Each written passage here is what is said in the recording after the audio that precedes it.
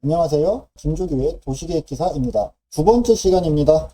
토지이용 계획입니다. 토지이용 계획이 정의에 대해 살펴보고 용지계획 혹은 용도계획이라고 구분될 수 있는 내용을 정리해 보도록 하겠습니다. 일반적으로 토지이용 계획은 땅을 어떻게 이용하는가에 대한 이야기인데요. 주거, 상업, 공업에 맞는 각각의 기능 공간으로 분배하는 걸 뜻합니다. 이런 토지이용 계획은 협의로서 용도지역, 용도지구, 용도구역제와 같은 조닝에 대한 구분을 하는 것이 있고요. 넓은 의미로서는 도시의 재반 활동에 필요한 도시시설, 그리고 녹지, 주요 건축물에 대한 땅을 구분하는 걸 뜻합니다.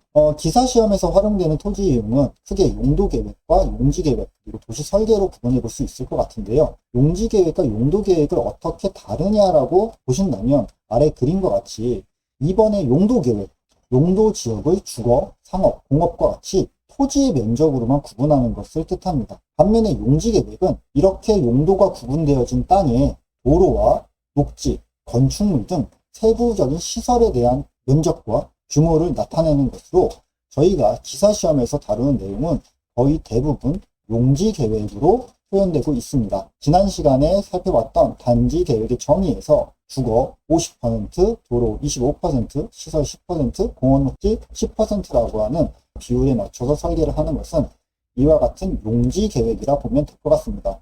용지계획과 용도계획은 비슷하지만 우리가 설계하는 계획 규모에 따라서 조금은 차이가 있을 것입니다. 그리고 우리는 마스터플랜, 종합플랜을 그리기 때문에 토지에 해당하는 용도계획만 구분하는 것이 아니라 도로와 시설, 면적들을 다 표현해 주셔야 됩니다. 일반적으로 토지이용 계획의 용도별 면적 배분을 보면 주거지역이 약 50%, 상업이 5%, 도로 25%, 시설, 녹지가 각각 10%씩 적용되는데요. 플래닝 규모가 커짐에 따라서 도로가 줄어들 것이고 시설은 증가할 것이고 개별적인 플래닝을 하는 과정에 따라서 도로와 녹지, 시설의 비율은 매번 바뀔 수밖에 없습니다. 일반적으로 우리가 주거에 대해서 살펴봤을 때 주거는 공동주택이냐 단독주택이냐를 구분하고요.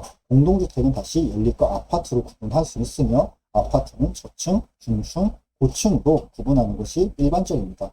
이러한 토지이용 계획을 수립할 때 각각의 용도지역별 면적을 예측하는 것이 기사시험에서 많이 출제되고 있는데요. 인구에 따라서 시설의 규모라든지 향후에 발전 가능한 도시의 규모를 설정해 주셔야 됩니다. 주거지역의 면적을 산정하는 방식은 다음과 같은 공식이 적용됩니다. 세대수 곱하기 1호당 부지면적의 1-공공용지율이라고 하는 계산이 있고요.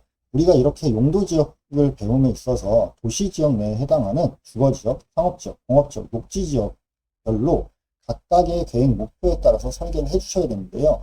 이런 용도지역 파트는 향후 신도시 계획을 수립할 때 공간이 좀 더 넓어졌을 때 활용을 할 것이고요. 보통 우리가 적용하는 단지계획이나 택지개발에서는 용도지역까지 다루지 않습니다. 넓은 의미의 토지이용 계획의 계획 조건을 살펴봤을 때 일반적인 토지이용의 입지 조건을 살펴본다면 주거지역 같은 경우 토지가 비교적 높고 언덕지고 한적하며 하수 처리가 잘 되고 난향이어야 되고 통근, 통학이 편리하며 매연, 분진, 유독가스, 소음 등이 발생하지 않는 곳이 적정하다고 이야기하고 있습니다.